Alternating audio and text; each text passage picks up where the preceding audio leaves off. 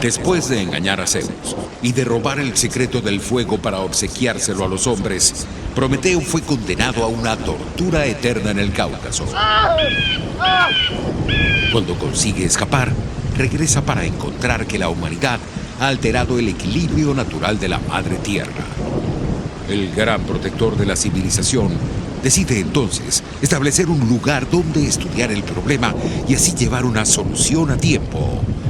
Este es el Conuco de Prometeo.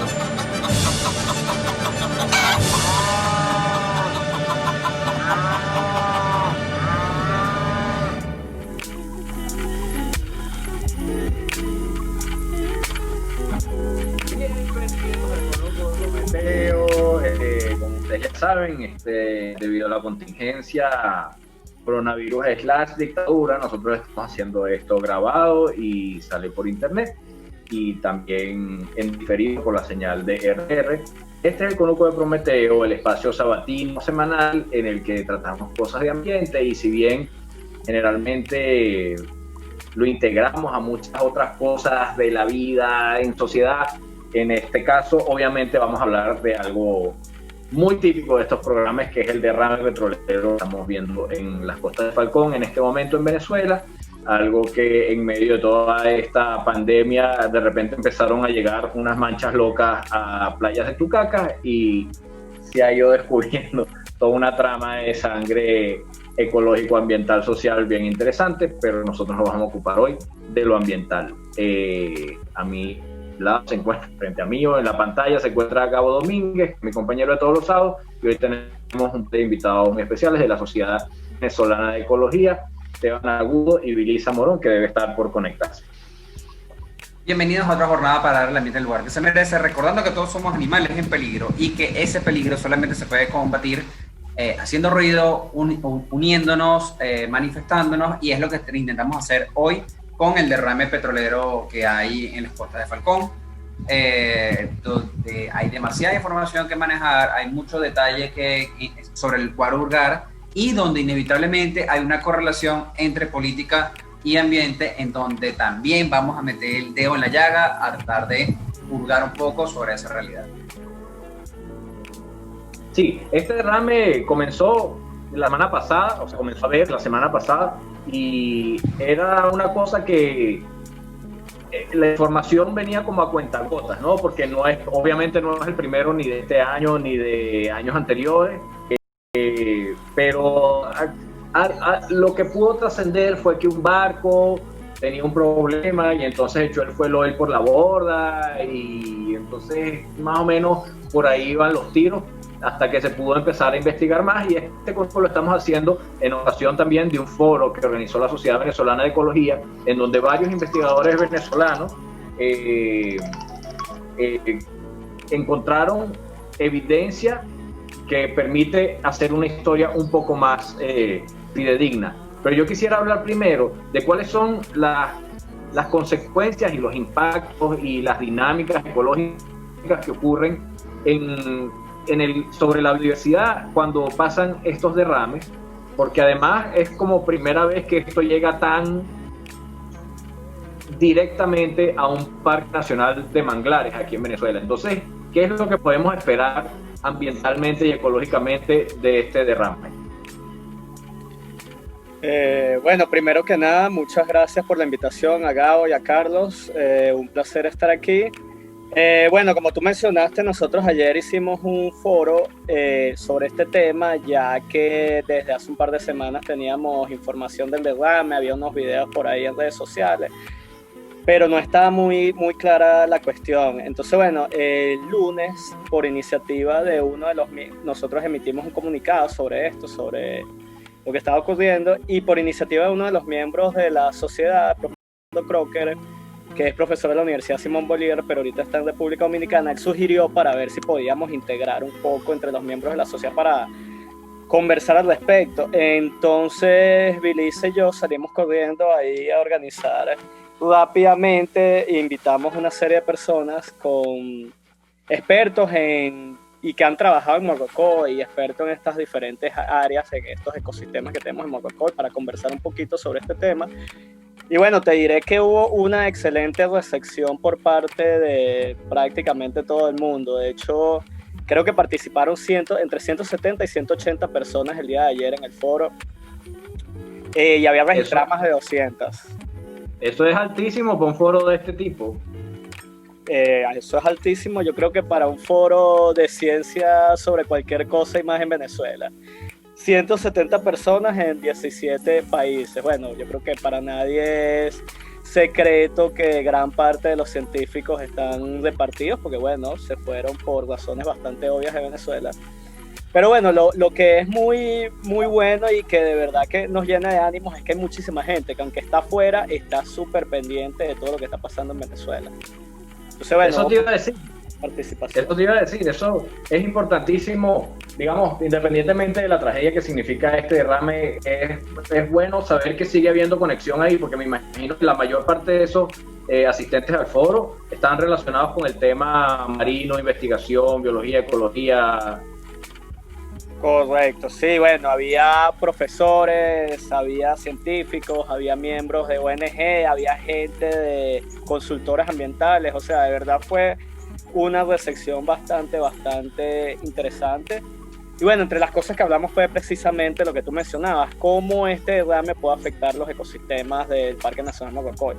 Para ponerte un poco en contexto, Morrocoy es parque nacional, pero a la vez tiene muy cerca el refugio de fauna silvestre de Cuare, que tiene otra denominación, es un refugio de fauna silvestre, pero además es un sitio Ramsar. Un poquito en contexto, Ramsar es una convención internacional. Los sitios Ramsar son humedales. Humedales son ecosistemas de transición entre ecosistemas secos y ecosistemas acuáticos.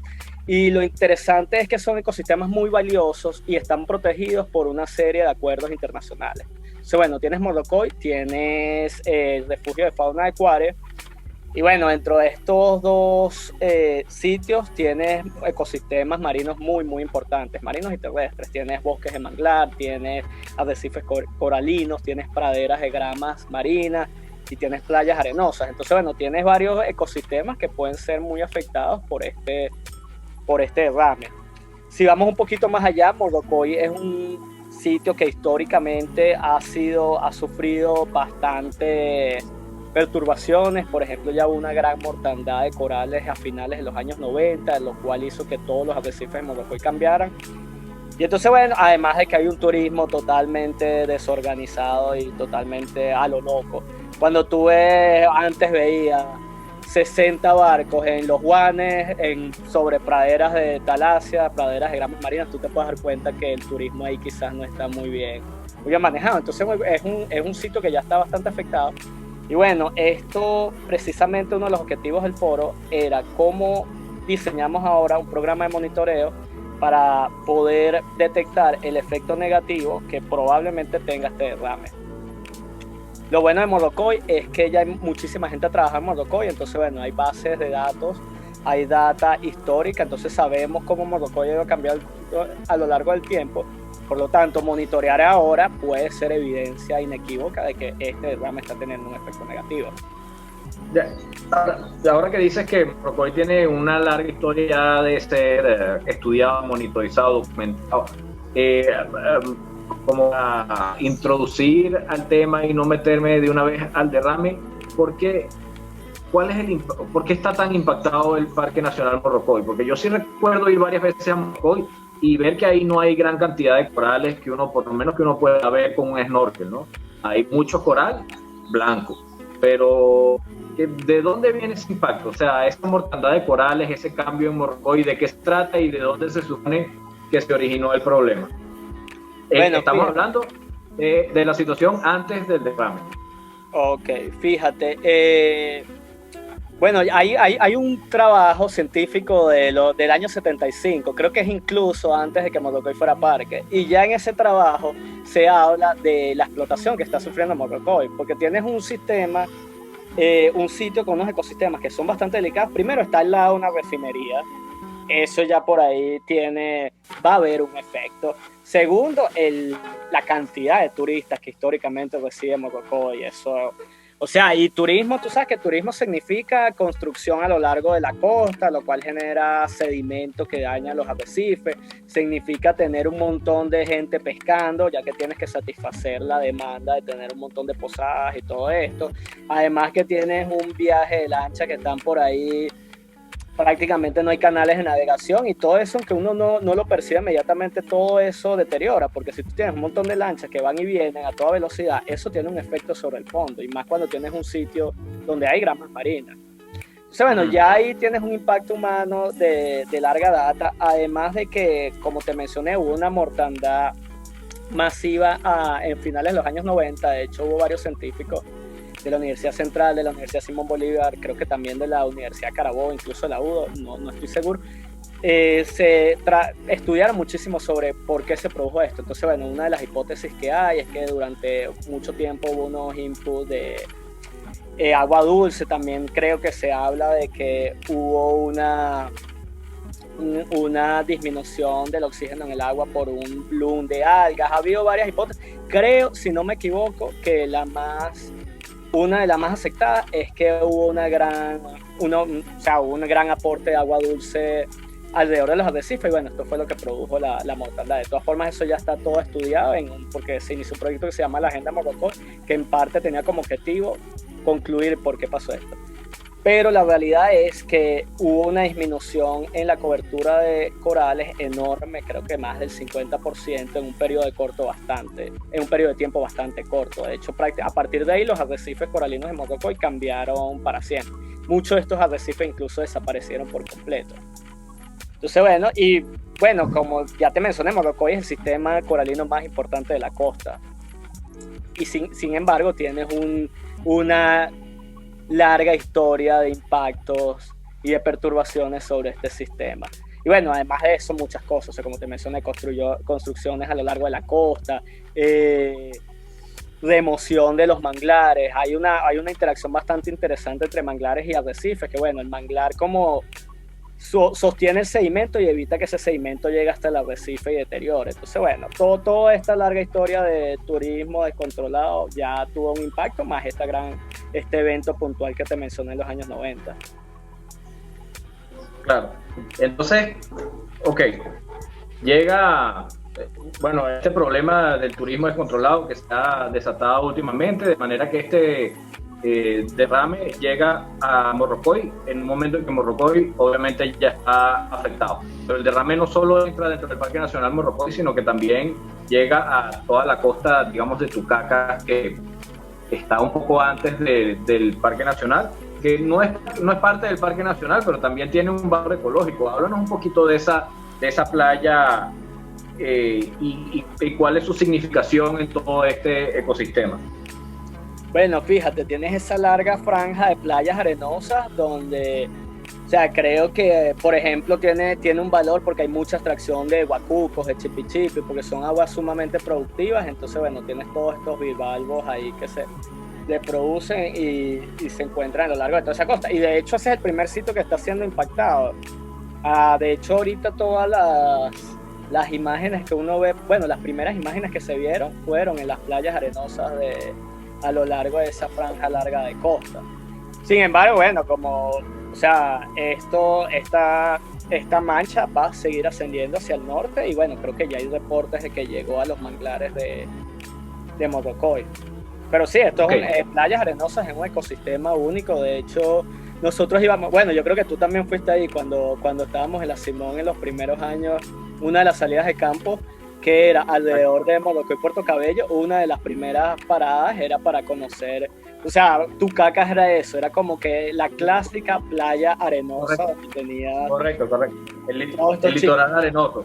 Y esa es la cosa, que la gente no ve que en esa arena está llena de vida por debajo, ¿no? No es una arena y ya. Si tú escarbas un poquito, hay gusanos, poliquetos, chipi, hay artrópodos, hay un montón de cosas que son una base fundamental de muchas cadenas tróficas de ese ecosistema. De manera que podemos resumir un poco cuáles son los impactos de que petróleo llegue a ese litoral arenoso, a los litorales rocosos y también a los manglares y a los arrecifes de coral. ¿Qué pasa ahí? O sea, ese petróleo, ¿qué hace?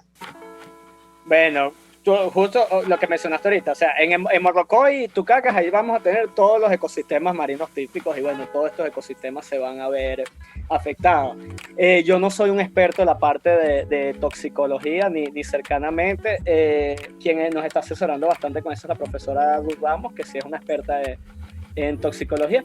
Pero bueno, estos derrames de hidrocarburos tienen muchos efectos y el tema no es que el efecto es solo hoy, el tema es que esto va a ser tiene un efecto a corto, a mediano y a largo plazo. O sea, cuando ocurren estos derrames pasan años y tú sigues encontrando en las muestras restos de hidrocarburos. O sea, bueno, tienes un efecto primero mecánico, por ejemplo, sobre los corales, en el cual obstruye el coral, lo cubre, que tiene un daño mecánico. Posteriormente tienes un efecto tóxico y posteriormente tienes un efecto de bioacumulación, en el cual tienes desde organismos que están en la base de la cadena trófica, van a estar acumulando estos tóxicos, y cuando organismos más grandes se lo coman, entonces también van a acumular, por ejemplo peces, también van a acumular esos tóxicos. Cuando peces más grandes se coman estos peces de mediano tamaño, van a bioacumular esto. Entonces este es un daño que es largo. Obviamente en estos momentos no podemos predecir porque todavía tenemos hipótesis hasta dónde va a alcanzar y va a llegar la mancha de petróleo, pero no estamos seguros. Solo se han hecho modelos y si quieres ahorita hablamos un poquito más sobre los modelos que se hicieron para ver cómo se desplazaba la mancha. Pero bueno, el tema realmente preocupante aquí es esto, que esto no es simplemente ir ahorita a la playa y limpiar la playa y todo quedó bello y todo estará bien, sino que esto ya se acumula y esto se va a causar un efecto a corto, mediano y largo plazo. ¿Okay? Claro, realmente lo de ir a las playas, a lavar las playas, es como, bueno, para que haya la menor cantidad posible de petróleo entrando en ese ecosistema, pero eso ya está ahí.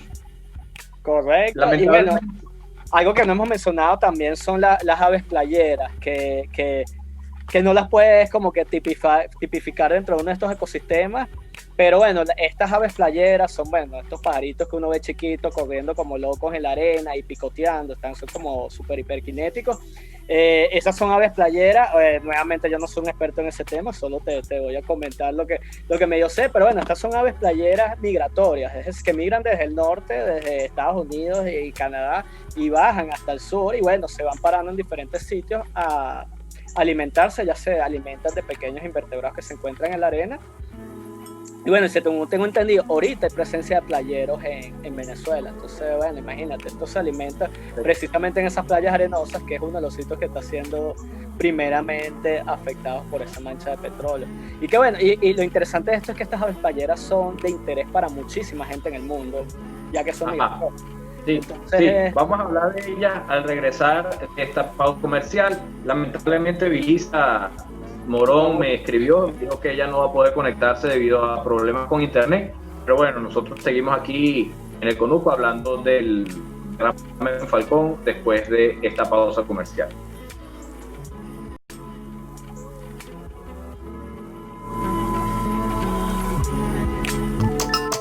Les estamos presentando El Conuco de Prometeo por RCR 750 AM.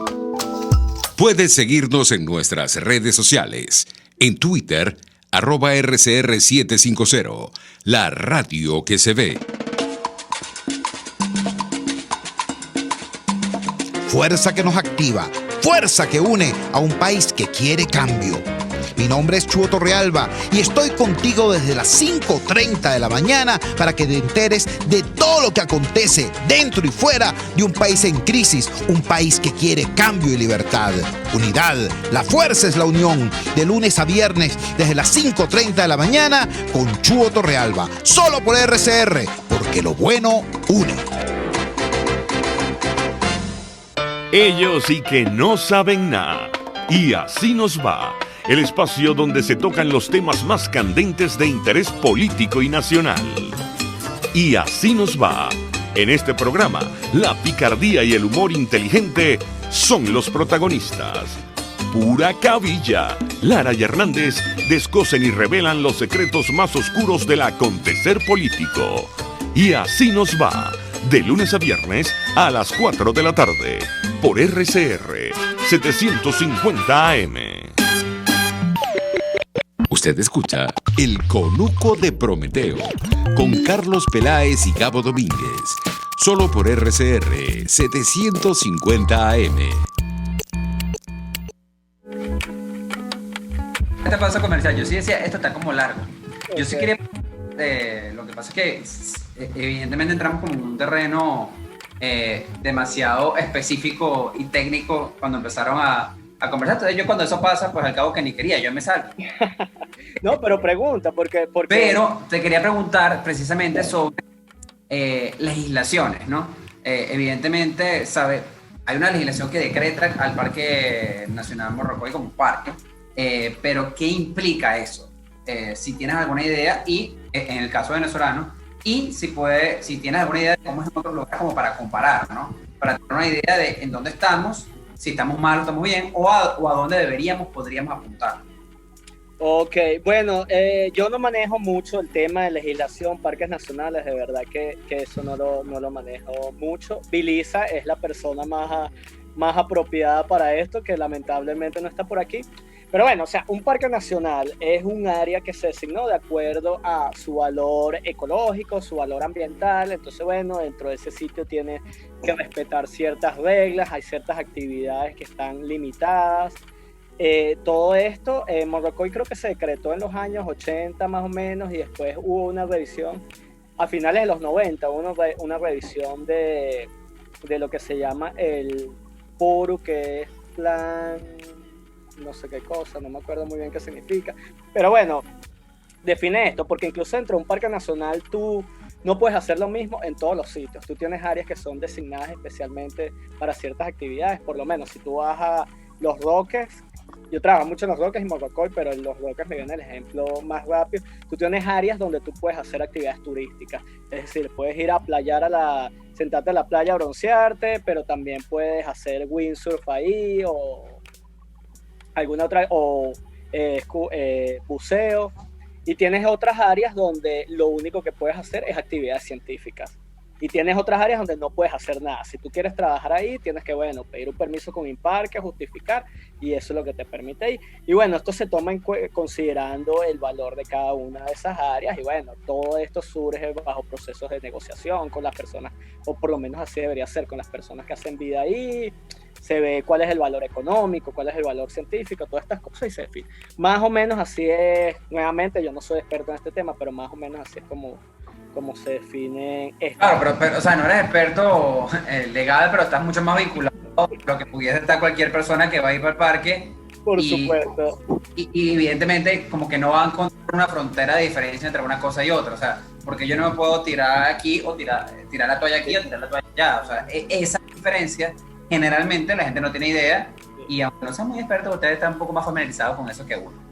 Entonces, claro, como te digo, bueno, por lo menos entre tú vas al Parque Nacional, si tú vas a Quisandal y vas a agarrar una lancha que te lleva a Isla Larga, tú ves un letrerito que dice, bueno, Isla Larga, no puedes pescar con arpón, no puedes poner música a todo volumen, no puedes tirar basura. Bueno, no deberías tirar basura a ningún lado, pero en Parques Nacionales sentido común, ¿no? tienes todavía y este tipo de actividad. Lo que pasa es que, bueno, y esto sí es una opinión muy personal, yo creo que nosotros como venezolanos no tenemos una cultura de parque nacional. O sea, para nosotros muchas veces vemos Morrocoy no como un parque para disfrutar de la naturaleza, sino como para un sitio ahí en la lancha y poner reggaetón a todo volumen. Y eso yo creo que es algo... Una playa para allá, playa, y tú ni te pasa por la cabeza que eso... Entonces yo a veces me pregunto si el hecho de que... Es como una playa más especial, pero no, la implicación de qué significa que sea parque nacional no queda de todo claro para la gente. Totalmente, tú ves la cantidad de marinas que hay en Morrocoy y a mí me pasa por la cabeza, bueno, yo tengo mucho tiempo trabajando en Morrocoy, yo digo, oye, pero realmente el hecho de que sea parque nacional está ayudando a que esto sea más protegido, o más bien el hecho de ser parque nacional convirtió esto en un destino turístico masivo. Y eso, claro. Aquí, o sea, yo que estaba en parques nacionales, en otros sitios, yo sí te puedo decir que como venezolanos, muy pocos venezolanos, cuando van a un parque nacional, van con esa mentalidad de que voy a disfrutar de la naturaleza. Y la mayor evidencia de eso es cuando tú te pasas por Morrocoy y ves 70 lanchas paradas con el reggaetón a todo volumen. Yo creo que eso es la evidencia más obvia de que la gente no está yendo ahí a hacer un disfrute de la naturaleza. Bueno, y que también parte de la función de los parques nacionales es una función educativa, y yo nunca he ido a un parque nacional en el que yo haya recibido ningún tipo de orientación sobre nada, ¿no? Que eso también pasa en otros países, ¿no? El turismo que está diseñado para un parque nacional es un turismo que te obliga a ti como turista a cumplir ciertas reglas. Si no la cumples, sencillamente no puedes hacer turismo ahí, que es lo que no pasa aquí. Aquí es como más como, bueno, esta cosa que está aquí es de la naturaleza, ¿no? No se va a tocar, pero yo te voy a dejar pasar.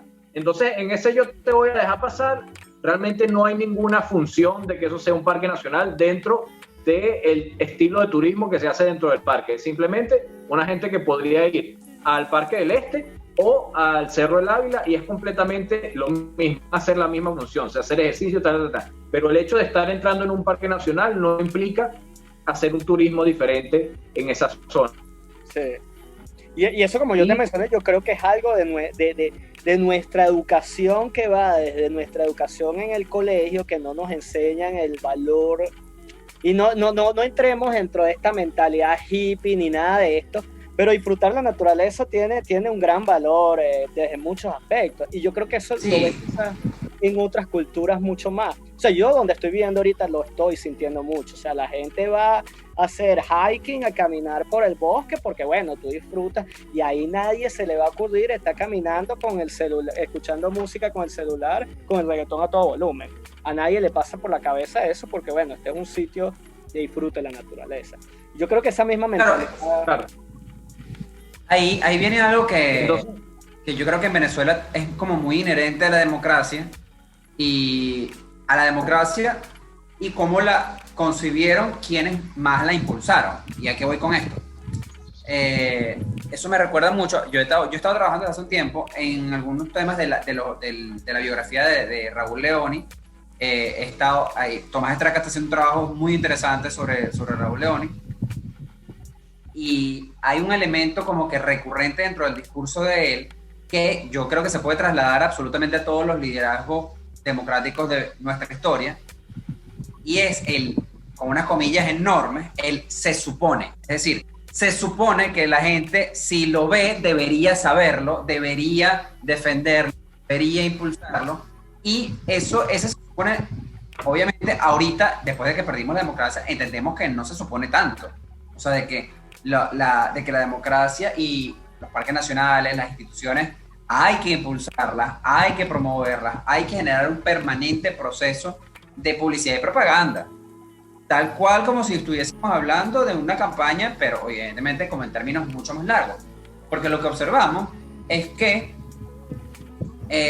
cuando empiezan a fallar, o cuando las condiciones de un parque nacional o de la democracia, tratando de ponerlo como un paralelo, en cierto modo es consecuencial, empiezan a ser insuficientes, no necesariamente fallar, sino a ser insuficientes, no se entiende la importancia de esto.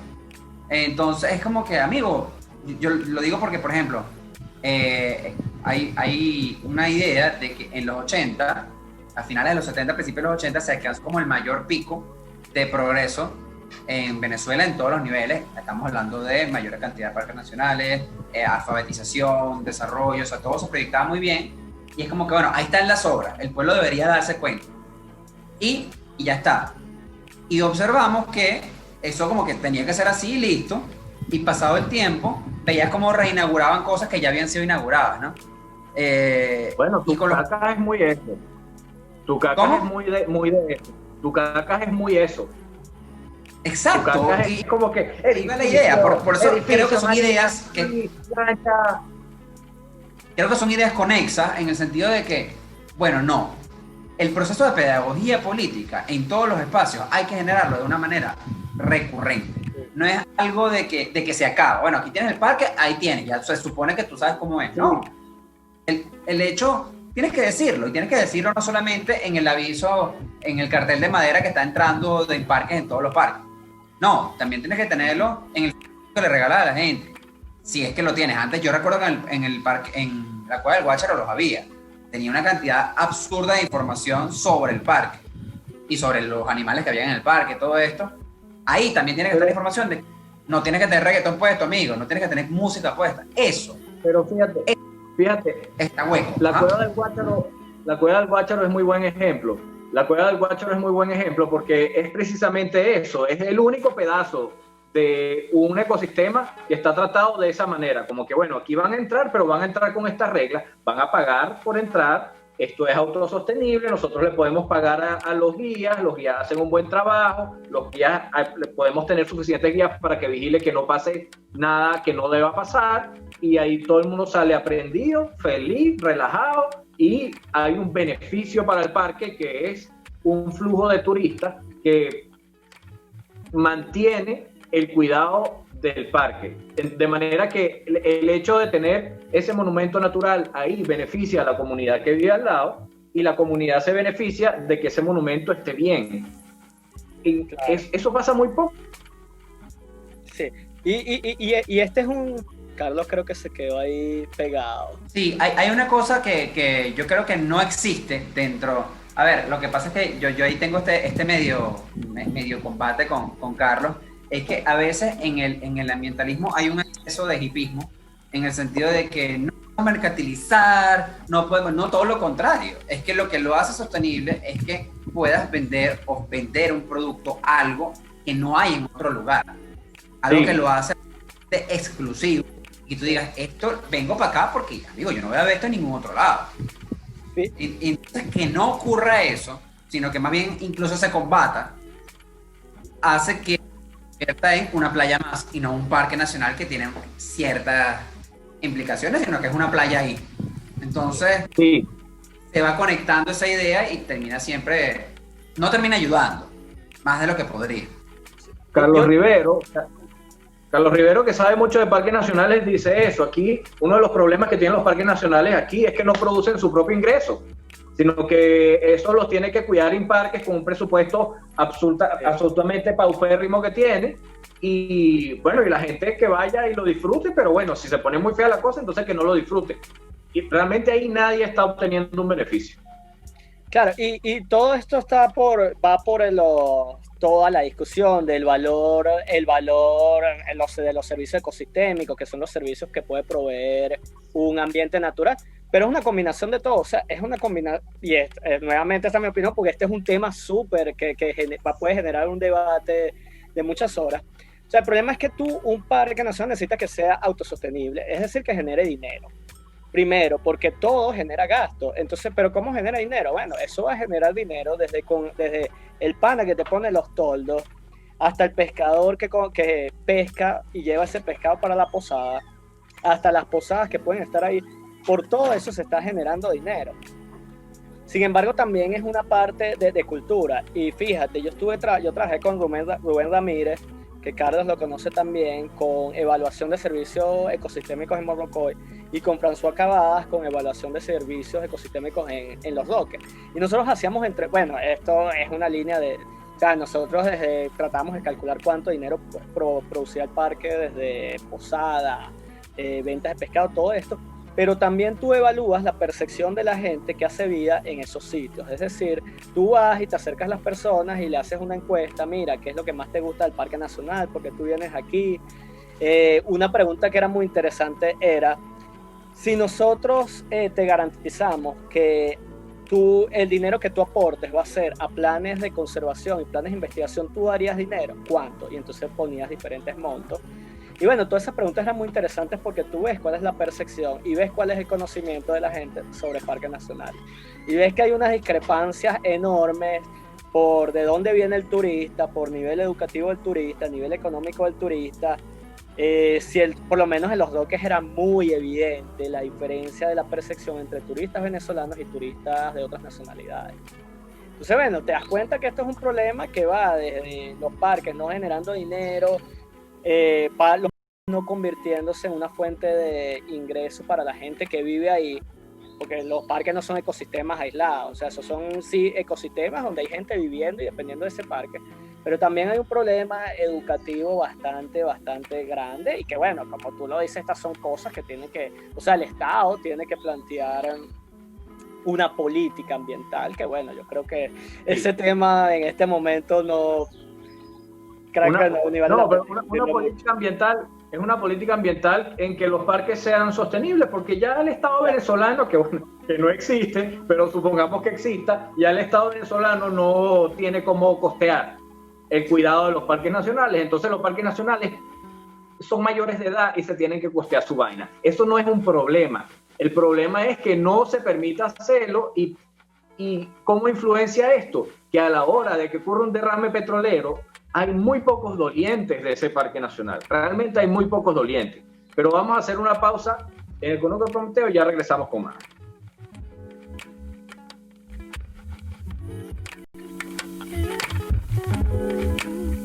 Mine is stamp collecting. Carlos Peláez y Gabo Domínguez en El Conuco de Prometeo, solo por RCR 750 AM.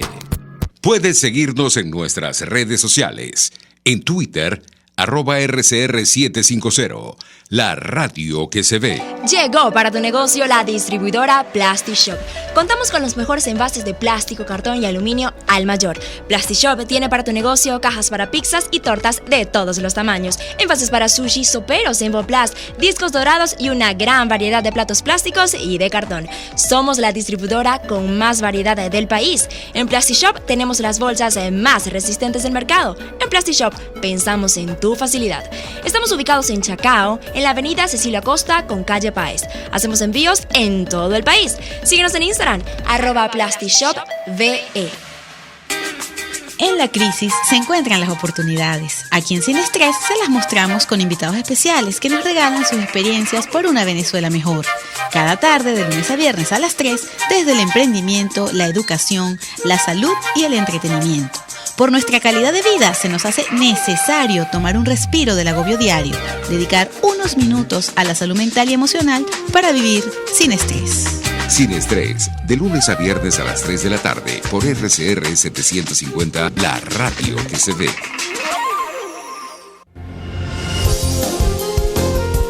RCR 750 AM, porque lo bueno une.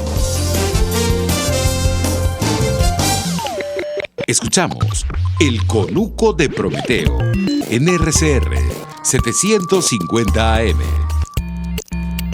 Seguimos en el Conuco de Prometeo. Estábamos hablando de la manera en que se está manejando el tema de los parques nacionales en Venezuela, que hace que el turista sea un simple usuario del parque y no sea realmente una persona que saca todas las funciones que se supone que tiene que tener un parque nacional. Y esto impacta cuando hay un derrame petrolero, porque realmente hay poca gente que vea eso con preocupación, ¿no? Porque es como que, bueno, eso pasó allá en la tierra de la naturaleza y es problema de la naturaleza. A mí me da mucha lástima, pero pasó lamentablemente fuera de mi jurisdicción. Y es como, claro, porque como ese parque no es una fuente de ingreso de la zona, nadie se va a preocupar porque eso pase. Porque realmente... Pero tú sabes no... que hay, déjame solo comentar. estoy de acuerdo y no estoy de acuerdo, porque lo que creo es que hay un potencial muy fuerte de algo que yo sí he visto toda esta semana, sobre todo lo que está pasando alrededor del parque. Es la primera vez que en tanto tiempo, o sea, que veo tan seguido a gente hablando del tema. Quizás ustedes, porque obviamente en su círculo hay más gente preocupada por la naturaleza, que trabaja en la naturaleza, en el mío no lo hay tanto. Pero resulta que me he encontrado con una cantidad absurda de gente diciendo como que me están jodiendo mis recuerdos, ¿no? Entonces, lo conectan con cuando yo me gradué, me fui para allá, cuando yo en las vacaciones de tal año vivía metido en Morrocoy, y me están dañando cosas que son mi recuerdo, que son parte de mi vida. ¿Qué bolas tiene esta gente? Entonces, creo que no es que no importa, ojo, a ver, ciertamente no es la mayoría de mi timeline, de los stories y de las cosas que yo veo en mis redes, pero es mucho más que lo que ha pasado con cualquier otra cantidad de tragedias en parques nacionales que ha habido. Como, no sé, como... Ah, no se me vino ahorita. Arco Minero, habla Arco Minero. Arco Minero, sin ir muy lejos, Arco Minero. Ni la mitad. Y es gente toda indignada de qué bolas que permita que esto pase, que nadie está haciendo nada al respecto. Y es como que, hey, ya va. Nadie está haciendo nada. Ciertamente las autoridades que deberían no están haciendo lo que esperamos que hagan. Eso es otra cosa. Pero el simple hecho de que yo empiece a ver tanta gente quejándose de eso, ya es un avance, y creo que más bien hace replantearnos hacia dónde deberíamos apuntar esto, o sea, hacia dónde deberíamos dirigirlo en comunicaciones, no solamente con el tema de parque como hecho y como estructura natural que brinda los beneficios, sino cómo eso se vincula con tus sentimientos, con tu persona, con tus recuerdos. Puede ser como una vuelta de tuerca que ayude precisamente a cambiar la forma en la que vemos el propio Parque Nacional. Porque si tú le dices a la gente que se tripió Morrocoy en X graduación o en la Semana Santa de este año, que van a pagar, esa gente no va a tener problema, lo va a hacer. Pero que el parque esté mejor, que esté más cuidado, obviamente lo van a hacer. Yo creo que... Sí, déjame aclararte un poquito aquí con respecto a lo que está pasando. Ahí sí también difiere un poquito. Porque de hecho muchísima gente la comunidad de Tucaca, Chichiriviche parece que está súper activa, o sea, nos están llegando muchísimas noticias. Hay ONGs, por lo menos Fudena, que tiene años en Chichiriviche muy activos, y parece que hay una cantidad de voluntarios enormes que incluso se ha donado, las bombas de gasolina han donado gasolina para las lanchas para que vayan y recojan. Están pescadores, las cooperativas de pescadores, están gente que trabaja en turismo, posadas, parece que hay muchísimo movimiento recogiendo esto. El problema es por qué llegamos hasta aquí, por qué llegamos hasta un derrame de esta magnitud, por qué llegamos a que Morrocoy se ha deteriorado de esta forma durante tantos años. O sea, yo fui a Morrocoy hace las últimas veces que estuve trabajando allá, yo creo que no fue más de 2 años, y tú sentías el abandono en muchísimos aspectos, que va desde que el muelle se está cayendo a pedazos, el muelle donde los pescadores llegan, hasta, bueno, muchísimos hoteles y posadas abandonados, y bueno, hasta un total, ¿sabes? No hay ningún tipo de gobernanza dentro del parque. O sea, el problema es eso, cómo se deteriora. Pero bueno, parece que esto ha impactado y muchísima gente está muy activa. De hecho, una de las cositas que espero que conversemos hoy es con respecto a donativos. Sé que Fudena, que es una ONG que tiene muchísimos años, está muy activa moviendo a la gente para las jornadas de limpieza, y sé que ellos tienen mecanismos para que la gente done. Entonces sería interesante que la gente, que por lo menos gente que está pendiente afuera y le interesa este tema, que busque esa información para ver si pueden hacer donativos. Y bueno, y desde la comunidad científica, como te mencioné, Morrocoy es como que dentro de la ciencia marina una de las niñas bonitas, donde hay biólogos que han estado trabajando ahí desde hace 40 años. Pero bueno, sí coincido contigo en que el abandono de los parques nacionales ha sido muy pronunciado. Pero eso que estaba mencionando Gabo, de que hay mucha más gente activa con el tema, yo creo que viene porque de verdad ahorita nosotros estamos viviendo en un país donde la gente finalmente dijo, ok, aquí hay que meterle al tema de la sostenibilidad económica, ¿no? Porque ya la mentalidad de mina no me asegura la sobrevivencia, ¿no? Entonces nosotros éramos un país súper, hiper minero, y los parques nacionales también se veían así desde el punto de vista turístico. Si esa misma pregunta que tú mencionas en Morrocoy, de que usted estaría dispuesto a pagar una plata para programas de investigación, de pronto tú la preguntas ahorita, en este momento, y la cosa cambia, porque... Uy, como que se nos fue. Se murió. Bueno, sigamos aquí. Sí. Yo estaba esperando, la cosa cambia porque... Iba a dar el secreto en ese momento. Sí, no sé si es la idea que iba a decir Carlos, pero creo que sí. Y en gran medida es porque la gente ahora tiene como más conciencia de que eso importa. Claro. El ver el deterioro es, hey, si nosotros no le metemos la mano a esto, se cae. Y no es una cosita menor, es una cosa totota. Entonces hay como más conciencia de que quizás hay que hacer un pelo más. Sí. No, y el tema de la sostenibilidad ahorita, que es un tema que, mira, ¿sabes? Y que sostenibilidad en combinación con la capacidad con el tema ambiental, pues, o sea, cómo las dos cosas están ligadas. Pero volvió Carlos. El secreto. Pues se cayó justo cuando lo iba a decir. Sí. No, es que, bueno, no sé, hoy el internet está malísimo, pero la cosa es eso, ¿no? Que la diferencia entre la mina y algo sostenible es que antes la gente iba para allá y ellos pensarían, ¿para qué yo voy a pagar algo si esto me da plata igual, ¿no? Entonces yo saco plata, pero esa es la mentalidad que en algún momento te dice, mira, aquí ya no hay más plata porque ya no hay corales, porque ya no hay manglares, porque ya la cosa no está funcionando.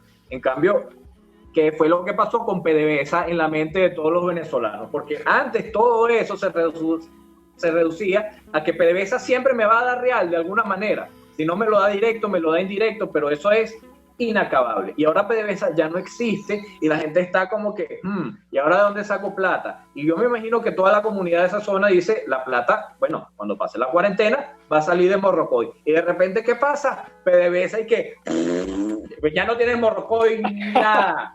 Y es como, ¿qué? Entonces ahí la gente se activa. Claro. Es otro planteamiento completamente diferente. Que aparte de que no me vas a dar plata, me vas a quitar lo único que me va a dar sustento. Totalmente. Y bueno, y también mucha gente, por lo menos en Chichiriviche, hay una conciencia ambiental en mucha gente local, por lo menos, bueno, me acuerdo de las últimas salidas de campo que nosotros íbamos, que nosotros llegamos al muelle y habían como 4 o 5 chamitos que bueno, que ellos crecieron yendo a Fudena, al museo de Fudena, conocen a Samuel, y entonces bueno, llegamos y nos preguntan, ay, ¿qué hicieron? Ay, ¿dónde bucearon? Ay, ¿qué vieron? Entonces tú le mostrabas fotos y se emocionaban muchísimo, entonces bueno, quizás tienen ahí, han crecido con ese ecosistema al lado, y bueno, entonces tienen otro tipo de relación con él. Sí. Igual que los pescadores, o sea, los pescadores saben que sucede todo, o sea, saben que deteriora, saben que hay un cambio climático, saben que hoy hay menos pescado que antes, ellos saben todo eso. Lo que pasa es que igualito estás en una situación en la cual a veces no hay ningún tipo de gobernanza que te diga, mira, saca estos peces y estos no, o pesca durante esta época y esto no. Y tampoco lo pueden hacer, porque el problema aquí es que el pescado lo compra un pescador a un valor y cuando llega a la pescadería cuesta 20 veces más porque todo se aumenta el precio en la rosca que va de ahí a allá. Y muchas veces el pescador no tiene una nevera donde guardar ese pescado para venderlo después, entonces tiene que atenerse al costo, al precio de... Sí, pero bueno, nos desviamos un poco del tema. Todo es parte del tema. Porque, o sea, a mí me parece importante que tú nombres a los pescadores. Porque, por ejemplo, en el tema petrolero, si llega una mancha de petróleo a un manglar, en el manglar yo tengo entendido que se crían básicamente todos los peces que nosotros nos comemos después, cuando están jóvenes, cuando están alevines. Entonces, este tipo de impacto no solo reduce la productividad de ese manglar y por ende la productividad de la pesquería, sino que además... lo que tú dices, la bioacumulación en ese pez termina bioacumulado en uno.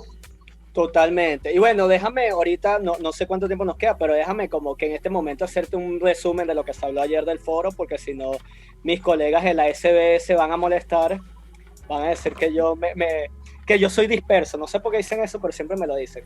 Fíjate, en el foro de ayer... el objetivo era, bueno, primero generar un comunicado para la comunidad científica, pero también para la comunidad no científica, describiendo lo que está sucediendo. Y bueno, hacer esto utilizando las redes sociales, utilizando todas las herramientas disponibles. Igualmente hay que sentarse a conversar con asesoría legal, quién es responsable de esto y qué se puede hacer. Por supuesto, es un tema delicado, pero bueno, eso es algo sobre lo cual se va a proceder poco a poco. Y bueno, además de eso, coordinar actividades de limpieza, que ya sabemos que hay mucha gente que está activa con eso, entonces bueno, poner a la comunidad científica a la orden con eso, y también diseñar planes de monitoreo sobre todos estos ecosistemas, o sea, planes de monitoreo para ver el efecto en el manglar, para ver el efecto en las playas arenosas, el efecto en los arrecifes coralinos, el efecto sobre la actividad pesquera, que es importantísimo. Y bueno, igualito que tomar muestras de la mancha, ver específicamente qué fue, todo esto. Hay una persona que es el profesor Eduardo Klein, que en este momento está en Tasmania, pero él siempre está muy activo con lo que pasa aquí, que él caracterizó el desplazamiento de la mancha de hidrocarburos desde que primero él utiliza sensores remotos, que son, por ejemplo, imágenes satelitales. Y entonces él tiene una serie de imágenes satelitales donde se ve claramente hasta dónde se ha desplazado, desde dónde surgió hasta dónde se ha desplazado, y se hacen modelos para ver hacia dónde va a ir esta mancha. Va a seguir siguiendo eso. Pero bueno, como te dije, estamos coordinando actividades. Vamos a hacer una cuestión que se llama un BACHI. Un BACHI se llama Beyond and After Impact Assessment. Y bueno, es un estudio de impacto ambiental en el cual, como tú no tienes varios arrecifes en los cuales unos sí tengan petróleo y otros no, entonces tú lo que utilizas son las bases de datos. O sea, nosotros sabemos cómo ha ido cambiando los arrecifes en Morrocoy, y entonces ahora vamos a ver si va a haber cambios después de este derrame. Entonces eso, bueno, te puede dar una idea de si hay cambios, probablemente esos cambios sean gracias al derrame. Entonces, bueno, esas son las cositas que vamos a coordinar ahorita, porque esto hay que hacerle un seguimiento para después ver si se necesita programas de rehabilitación, si se necesita cualquier cosa que pueda mitigar un poco esto. Bueno, esa es la idea, como coordinar. Y una cosa que es muy chévere es que, bueno, esto lo estamos haciendo entre muchos científicos que están en Venezuela o que están afuera. Los que están afuera dan asesoría, aportan las bases de datos, y bueno, los que están adentro, además de proveer asesoría y tener base de datos, también pueden hacer los muestreos. Bueno, tengo que comunicarte también. Perdón. Ajá. Vamos a hacer un corte, el último del programa, y ya regresamos con la última sección.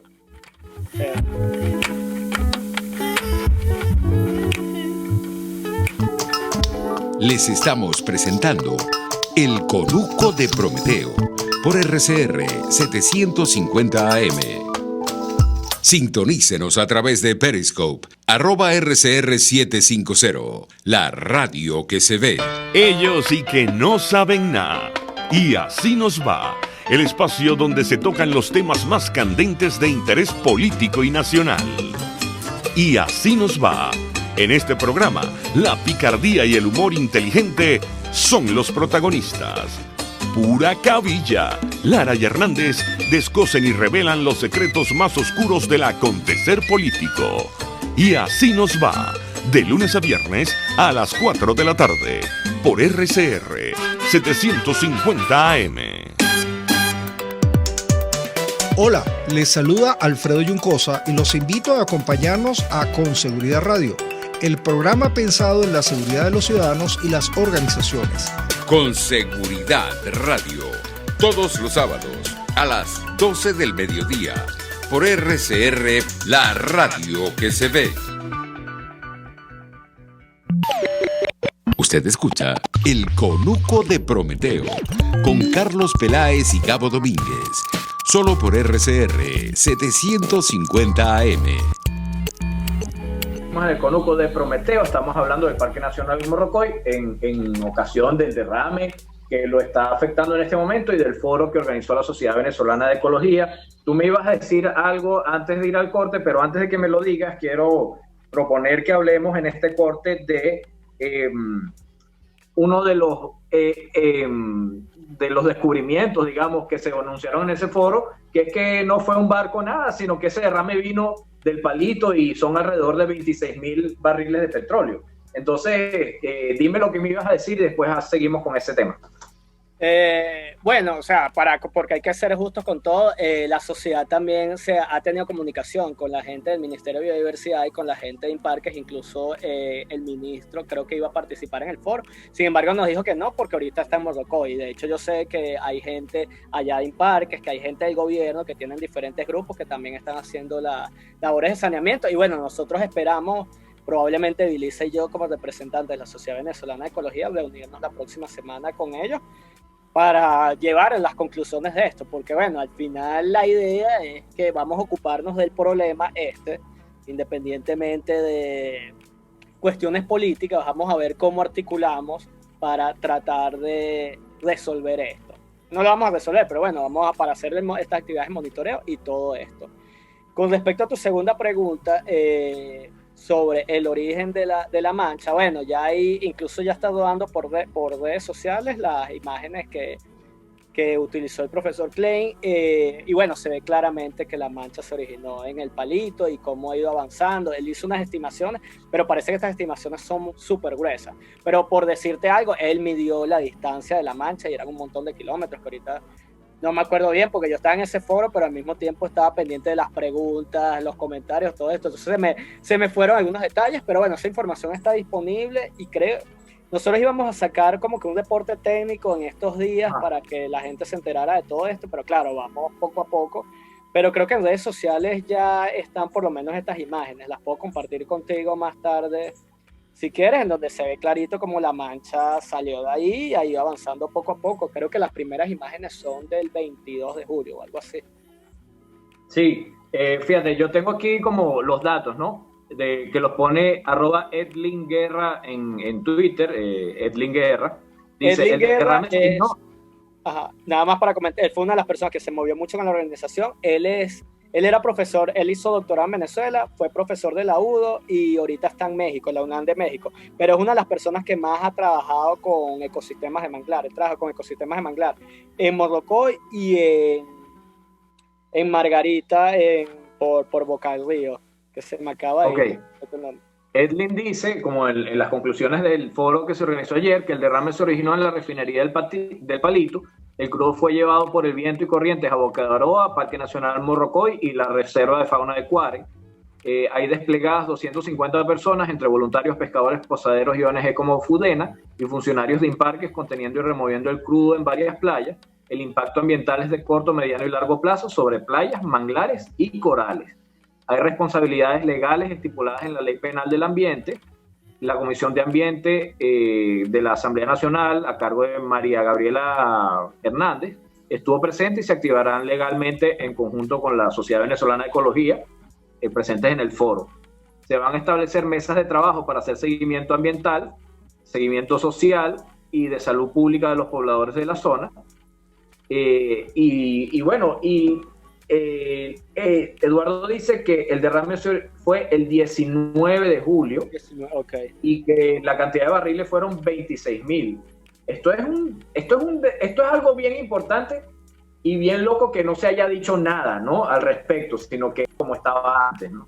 No hay soluciones mágicas, pese a que hoy en día mucha gente quiere vender soluciones mágicas para esto, para temas de cambio climático, pero mira, olvida, no hay solución mágica para nada. Este es un planeta modificado y bueno, lo que hay que hacer ahorita es para tratar de que sea lo menos modificado posible y siga cumpliendo ciertas funciones.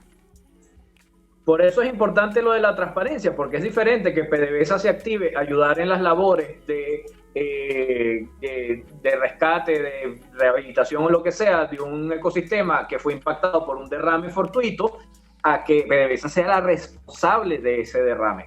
Entonces, claro, es primera vez además que yo veo dentro de mis redes de ecologistas gente diciendo, hey, hay que denunciar al TCJ, hay que hacer acciones legales, que obviamente se tienen que hacer con el cuidado correspondiente al contexto de represión y falta de libertad que nosotros estamos viviendo, pero es primera vez que yo veo a la gente dispuesta a tomar acciones legales y protestar por este tipo de cosas.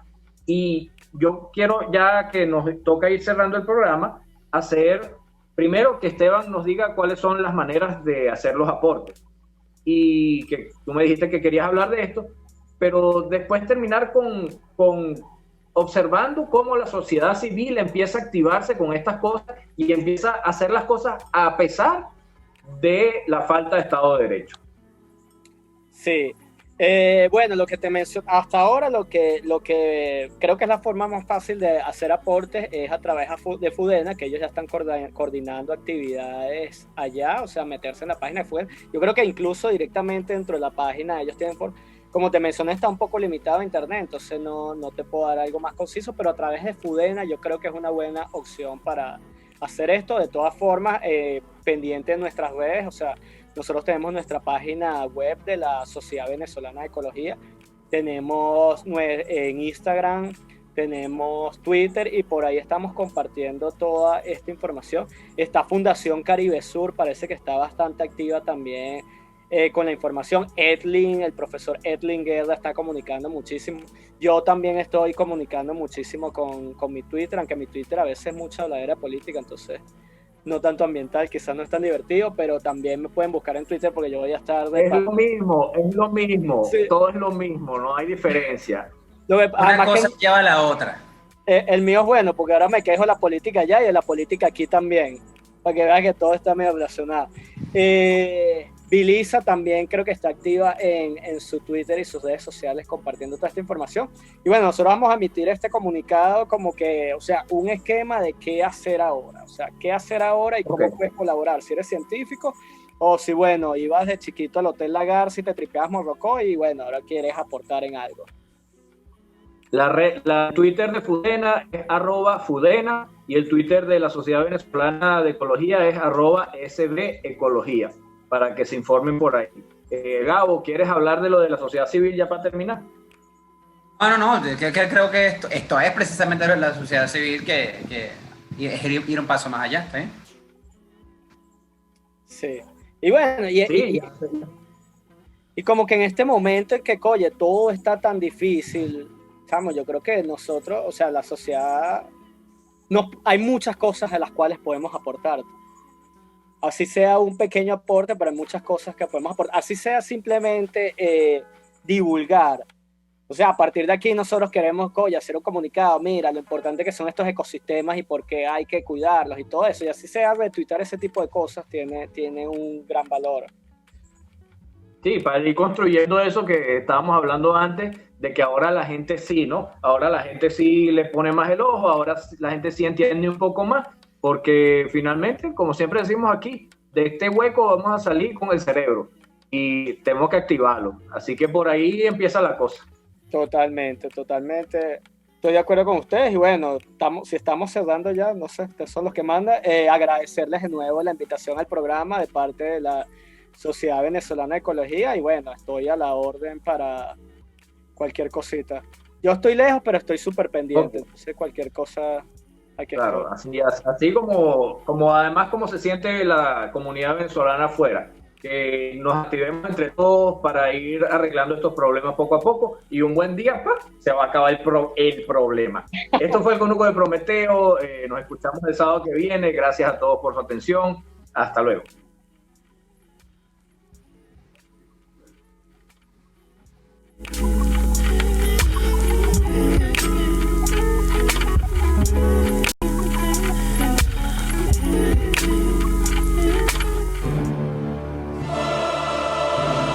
El tiempo se ha agotado. Mentira. No desesperes. Por ahora, Prometeo se retira, pero volverá con más información y más ideas para salvarte.